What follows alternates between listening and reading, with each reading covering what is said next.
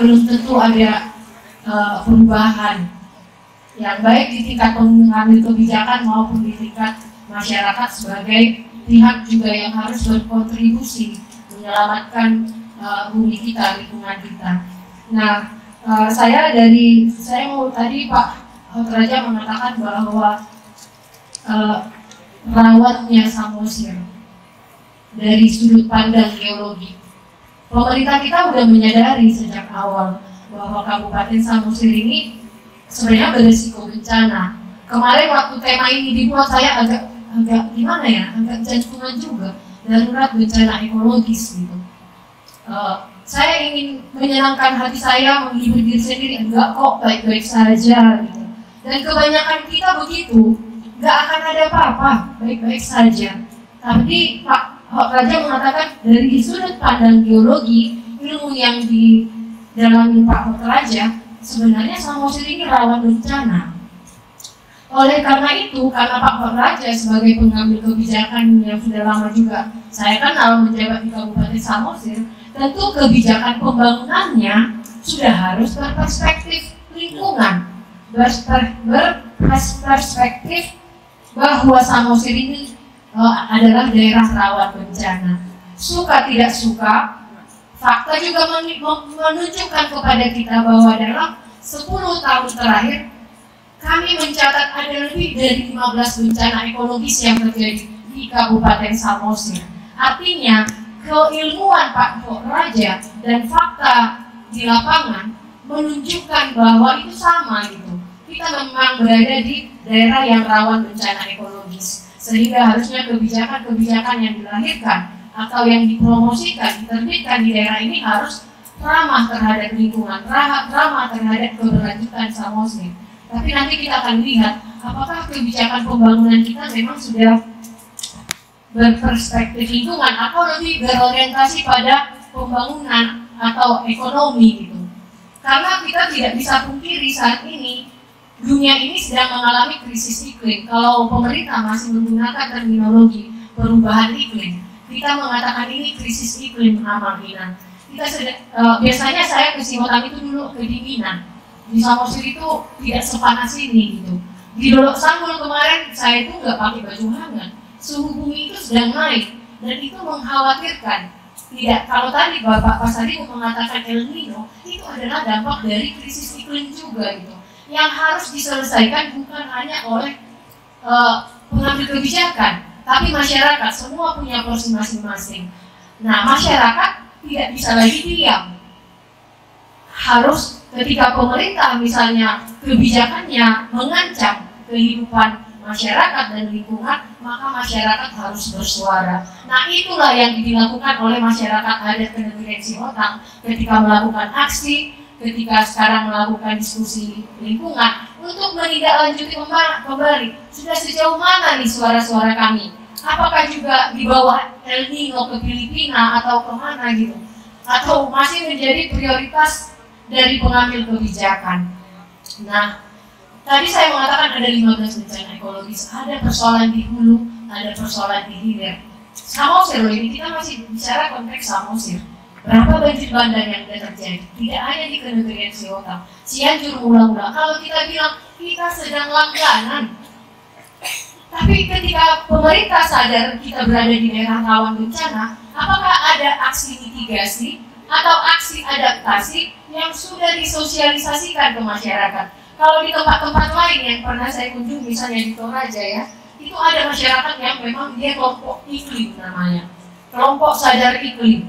Jadi desa itu desa iklim. Mereka sudah mempelajari, menginventarisir tanda-tanda alam. Nah, tadi kalau dikatakan oleh Inang tadi dari Sitio, ada dulu hujan es, masyarakat sudah mencatat itu.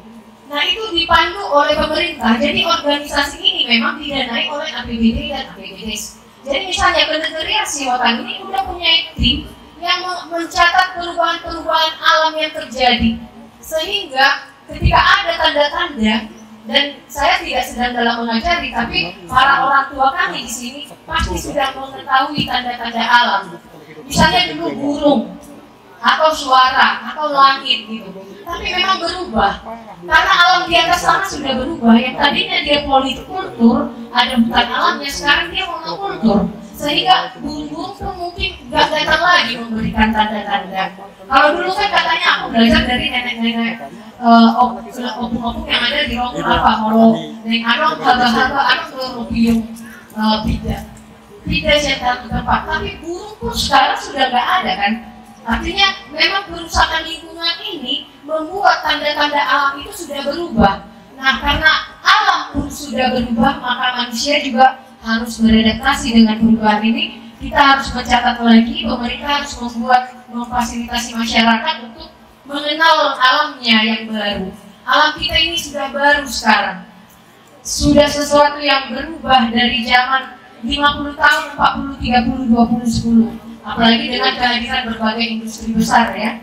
Nah, itu yang pertama. Yang kedua terkait dengan bencana ekologis. Memang terminologinya selalu diputar-putar ya kita semua.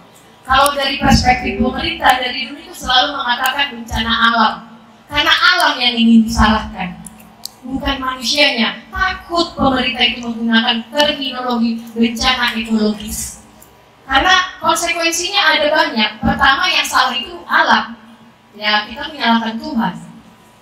Ya kan, atau yang kita yakini gitu. Memang ada nanti relasinya. Hubungan kita dengan alam sudah rusak. Dengan kita yang semakin menganggap alam ini adalah komoditi yang harus dieksploitasi. Kita nggak menganggap alam ini tubuh kita, diri kita, sehingga dia kita eksploitasi dengan kebijakan, dengan tindakan, dan dengan bagaimana supaya mendapatkan untung sebanyak-banyaknya. Nah, di sisi lain juga dari pengambil kebijakan misalnya kita melihat lingkungan itu bukan prioritas. Jadi tadi Pak Raja sudah banyak dengan juga. Jadi rakyat itu dari tadi aku pikir-pikir, aku kenal dekat dengan Pak Raja itu udah lama sejak aku staf di SPP baru-baru sampai sekarang gitu. Nah, menjadi rakyat itu tidak enak ya laminannya. Kita yang salah. Karena tadi itu selain alam yang salah, rakyatlah yang salah. Di atas sana ada 65.000 sampai 70.000 konsesi TPL. Tapi yang salah adalah petani yang menggarap lahan di sana 2 hektar. Adil nggak buat kita? Pernah nggak kita? Saya harus menyatakan ini. Saya sering merasa tergelitik gitu. Misalnya pencemaran Danau Toba, yang salah itu ya limbah masyarakat. Tidak dilihat dalam konteks yang lebih luas. Apapun katanya. Jadi waktu kejadian di Sabunan juga ada perdebatan terminologi bencana alam dan bencana ekologis. Kita berdebat lama soal terminologi ini gitu. Karena lagi-lagi ya negara, pemerintah tidak mau disalahkan kebijakannya. Tapi jangan salahkan alam lah. Alam ini sudah memberikan kehidupan buat kita. Kita yang merusak alam. Kalau sekarang kita mendapatkan dampaknya, itu karena tindakan kita kepada alam. Karena kita sudah nggak menganggap relasi yang setara antara manusia dengan alam. Jadi saya beberapa kali ditanya, bagaimana cara kita untuk mengatasi perubahan iklim ini? Yang pertama kita lakukan itu ya merubah relasi kita dengan bumi ini. Jangan lagi menganggap bumi ini sesuatu yang harus dieksploitasi. Ada pada titik tertentu kita harus memilih prioritas. Pemerintah juga harus memilih prioritas. Apakah investasi atau keselamatan ratusan jiwa orang manusia yang ada di sini. Nah kita sekarang disalahkan berumah di lembah. Sekarang Samosir ini, Aman Inang, mungkin Pak Raja juga tahu, ada 3 rejim yang harus kita hadapi ketika pengelolaan sumber daya alam. Di hutan kita disebutkan berada di kawasan hutan. Jangan-jangan ini berapa persen di kawasan hutan? Yang dari hasil KSPP perhitungannya, 60% kawasan daratan di Tanah Batak ini diklaim sebagai kawasan hutan negara. Artinya bukan milik kita. Konsekuensinya apa? Negara, pemerintah bisa sewenang-wenang memberikan izin kepada pihak manapun. Perusahaan ya, bukan masyarakat. Kalau masyarakat tadi sudah berusaha hutan mengelola 2 hektar. Tapi kalau ke perusahaan itu boleh ratusan ribu hektar. Nah itu yang pertama. Lalu yang kedua rejimnya itu kehutanan. Rejim kedua itu BPN ATR. Dan yang ketiga terbaru, kalau udah Amang Inang disosialisasikan oleh pemerintah desa, saya nggak tahu. Ada sekarang juga peraturan Menteri PUPR, Badan Wilayah Sungai dan Danau, di mana 50 meter dulu memang udah ada perda 190, tapi itu sekarang diterapkan Amang Inang bahwa 50 meter dari pinggir sungai, bukan sekarang, dulu itu adalah bukan milik kita pengelolaannya, tapi setiap pembangunan perizinan di situ harus melalui Badan Wilayah Sungai, Kementerian PUPR yang ada di Jakarta, bukan pemerintah daerah yang tahu, yang mengenal kita gitu loh. Jadi kalau mau mengurus sesuatu, membangun sesuatu, itu harus izin ke Badan Wilayah Sungai 50 meter pinggir pantai. Dan di peraturan itu Amang Inang ada 4 unit yang bisa dilakukan di pinggir sungai itu. 1, pariwisata, 2, energi, 3, ritual keagamaan dan olahraga. Sektor pertanian itu tidak masuk hitungan. Jadi bisa kalau hukum ditegakkan, kebijakan dipraktekkan, maka dan pemerintah juga menjadi otoriter, kita yang ada di pinggir danau bertani, bersawah, berladang itu terancam oleh kebijakan itu. Nah, artinya menjadi rakyat itu tidak enak. Oleh karena itu, diskusi-diskusi seperti ini perlu terus dilakukan. Dan harapan kami juga terhadap pemerintah sebenarnya harus jujur, transparan, kita dong. Artinya pemerintah kan masyarakat Samosir juga. Kalau ada kebijakan-kebijakan yang mengancam masyarakatnya, ayo diskusikan. Saya masuk dalam tim tata batas sempadan danau. Saya mengatakan saya abstain karena peraturan ini belum disosialisasikan kepada masyarakat. Saya tidak mau 5, 10 tahun, 20 tahun yang akan datang nama saya masuk di yang menandatangani dokumen ini karena menggusur opung saya, kuda saya, tulang saya, anak saya yang berada di pinggir danau bertani, aku bilang. Jadi saya abstain karena dimasukkan dalam tim.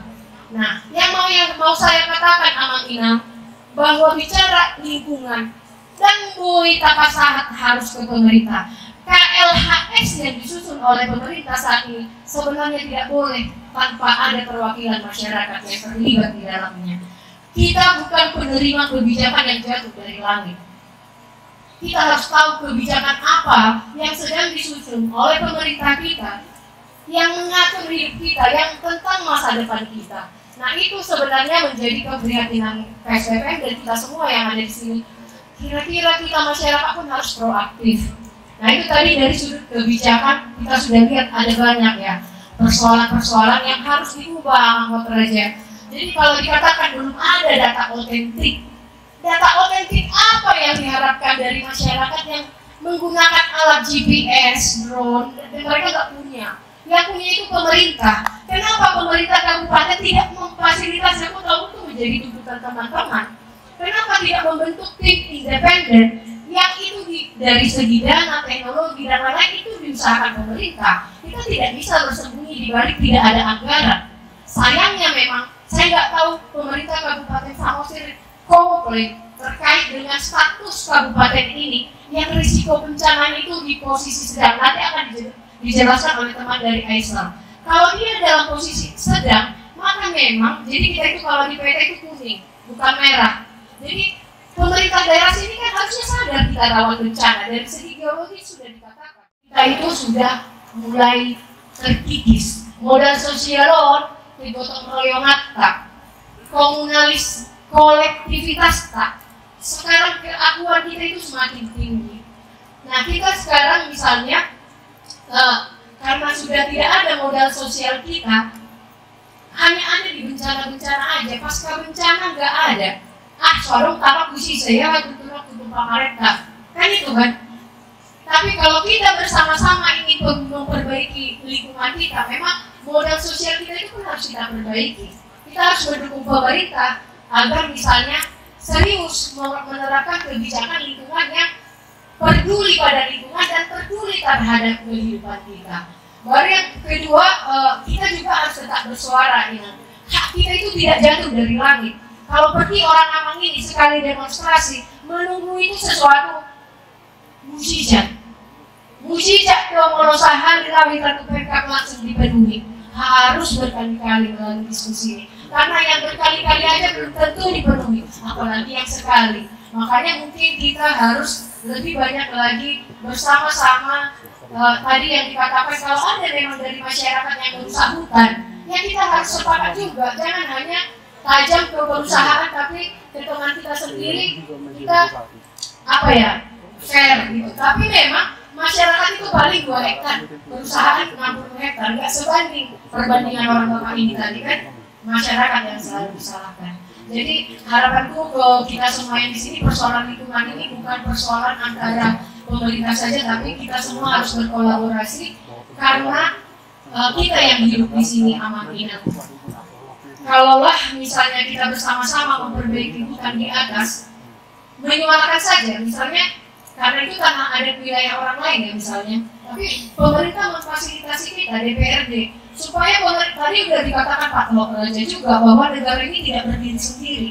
Tidak bisa juga pemerintah kabupaten mengatakan itu bukan Kabupaten Samosir, tidak ada wewenang kami. Oleh karena itu adalah pemerintah provinsi, pemerintah kabupaten lah yang mengatakan, karena di atas sana Amanginang kita sekarang terancam ada food estate 11.000 hektar. Jadi kalau yang di atas sana masih 1 sekarang akan tambah lagi 11.000 hektar area food estate yang itu land clearing, artinya ditanam tanaman hortikultura. Pernah nggak orang Samosir menyampaikan komplainnya, memberikan konsep alternatif terkait food estate ke Pemkab Samosir supaya Pemkab Samosir bicara ke Bappenas, ke kementerian, misalnya 50 meter atau 100 meter dari pinggir tebing ke Samosir nggak boleh ada tanaman-tanaman hortikultura. Jadi kita juga harus jadi kita itu tidak berdiri sendiri, Kabupaten Samosir membangun hutan. Di atas kita ini membangun hutan. Jadi kalau di sana ada food estate, berarti dari segi lingkungan juga berdampak terhadap kita.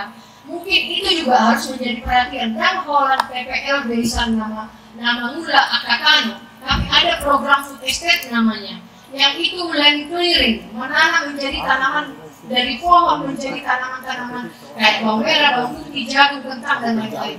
Dampak lingkungannya di area hanya bencana Amanginang. Aku tahu ada beberapa sumber air dari Janji ya, ada sumber air yang ke sini. Artinya krisis air juga akan semakin kita hadapi. Kita tidak mungkin terus bergantung kepada air Danau Toba, karena air minum kita ada dari gunung misalnya. Jadi artinya saya mau mengatakan proaktiflah masyarakat dengan pemerintah untuk memikirkan masa depan Samosir, supaya Samosir tidak berada di darurat bencana ekologis. Kita ini, aku ingat sekali tagline-nya Samosir, negeri indah kebinaan surga. Surga itu tidak ada bencana. Surga itu tidak ada konflik sosial. Surga itu tidak ada kekeringan. Surga itu katanya di Alkitab dan di Al-Quran itu indah. Nah, apakah karena ini kebingungan sehingga malapetaka pun akan semakin banyak? Tapi ini hanya kewaspadaan saja Amanginang, tapi tidak menutup kemungkinan. Demikian, terima kasih.